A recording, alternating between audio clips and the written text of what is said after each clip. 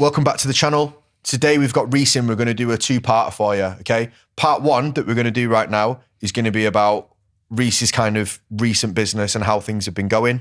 So we're going to get straight into that. This is quite a good time to have this because Reece is back on, and Reece is going to go through the process he went through with a lot of our Kickstart clients and some of our CEO clients on building their Black Friday offers.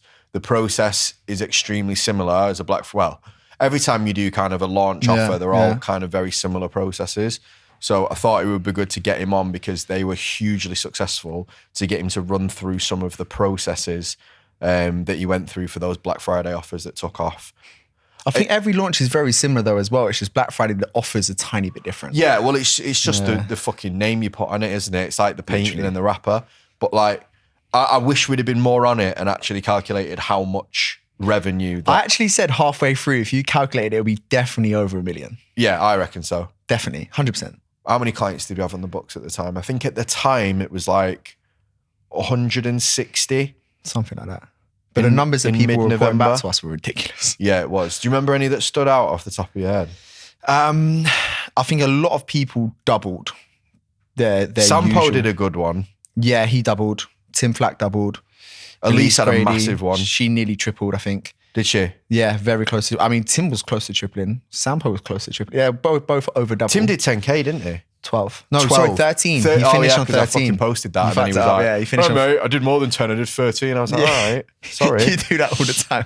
It's because I just go off the numbers. Like so our clients, they submit their monthly numbers, but like some of them do it a bit early so they can have the call on like the first or the second to go and review it. So like, they'll book in, but then they'll still have a couple of calls left. And fucking sod's law, it'll always be people who be like, oh, do you do a 6-month paid in full? And they're like, of course I do. Yeah, but not only that, I think they fill in their audit forms like on the 25th or something. Yeah. And then they've still got 5 days to make more money. And usually it's the last where traditionally in the UK and in most places, people's paydays tend to be last days of the month.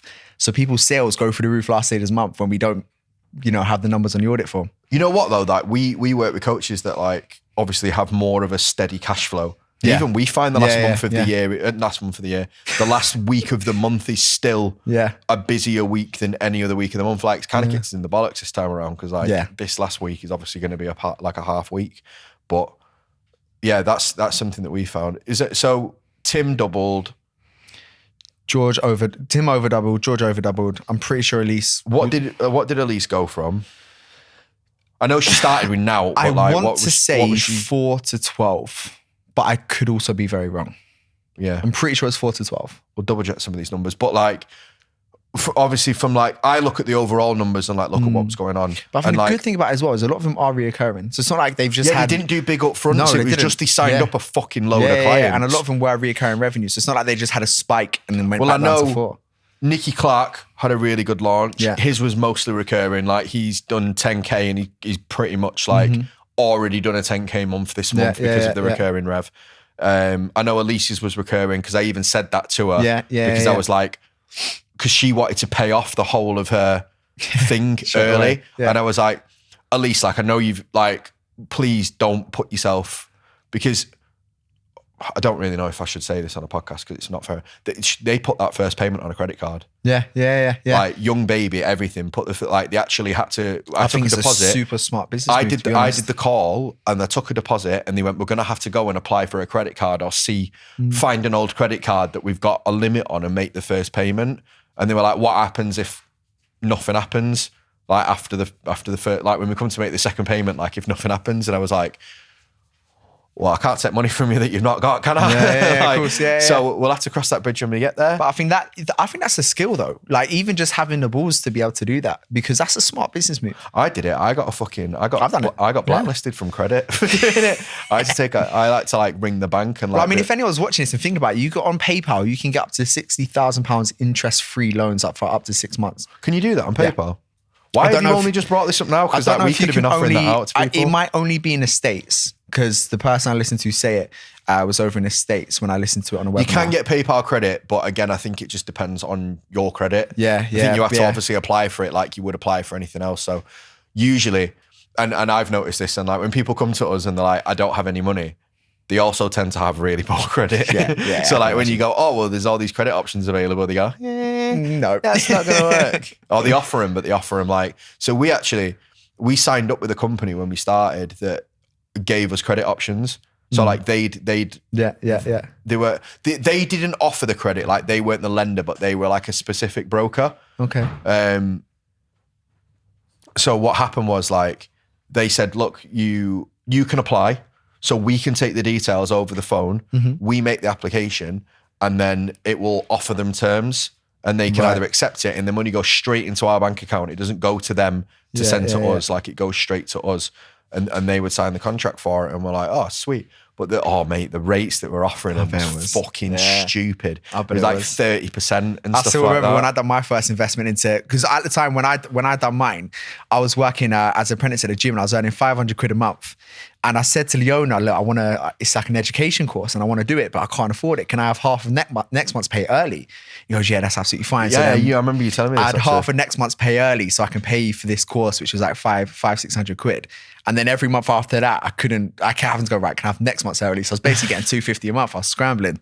But, he started off the chain of I got reaction. that used to being in debt that like I started counting my bank balance from negative. So like I'd be like 1,500 quid in my overdraft and I had a $2,000 overdraft limit and I'd be like, oh, I've got 500 quid. And I'm like, I didn't have 500 quid. I was 1,500 quid in debt. But your brain just starts working backwards. Yeah. Now, I would never recommend living in your overdraft. No, of course sure. not. No, of course not. I think leveraging credit's a good idea, especially when, the age of online at the minute, like the money that you can make is fucking ridiculous. Like, and that's absolutely ridiculous. That's why I wanted to get you on to go through these launches because and again, everything changes. So if you're listening to this 18 months from now, 2 years from now, because YouTube works that way, don't do it. Yeah, please just get in touch with us or like look at a more recent video because here's what happens in marketing, right? One person learns it, tries it out, it works really well for them. They teach it to the people that they know. It works really well for them. They teach it to the people that they know. It works really well for them. And it starts to filter down until basically everyone's doing it. Yeah. And the further down it goes, the worse it works. Yeah. And then eventually it just won't work at all. So like when I first started online coaching, a launch was literally post 3 transformations in a row. Yeah. 4th post, I'm looking for 5 people who want a transformation like the last 3 I just posted. Yeah. Not even anymore. DM me or comment, click the link in my bio to apply. I remember being in Barcelona eating ice cream, posting up pictures, and then just posting that I had it already planned out. It needs to work though. And it saved on Canva. Bam.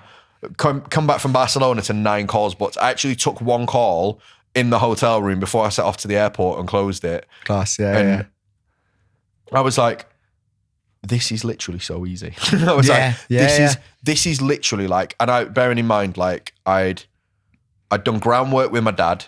So like tarmacking roads. Yeah. Which was stead me in good stead because now when the guys are tarmacking our roads out the front of the house, I'm like, lads, are you going to fucking get that done today or what? They're like, oh, it's a 2-day job. I was like, is it No, fuck? it's not. McDonald's, very short period of time. Right. Tesco, milk aisle.